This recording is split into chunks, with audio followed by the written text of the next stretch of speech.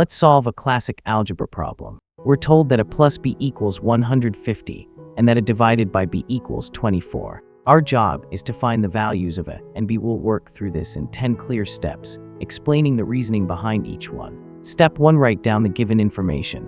We start with what we know. The first equation tells us that the sum of the two numbers is 150. The second equation tells us that a is 24 times as large as b. We'll call these equation 1 and equation 2. Step 2. Remove the fraction. Let's use equation 2. A divided by b equals 24. Fractions can be awkward to work with, so let's clear it. We multiply both sides by b. Since a over b times b just leaves a, we're left with a much simpler equation.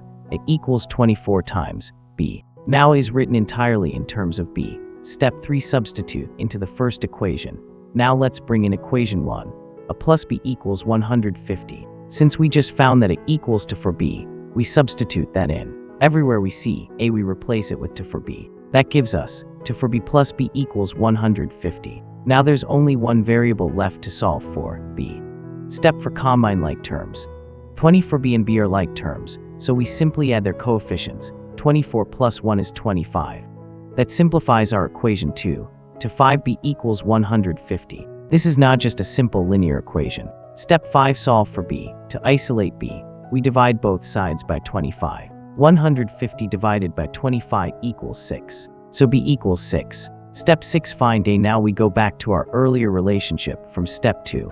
A equals to for b. We substitute b equals 6, giving us 24 times 6. That multiplies out to 144. So it equals 144. Step 7. Check the first equation. Let's verify our answer, starting with equation 1. A plus b equals 150. Plugging in our values.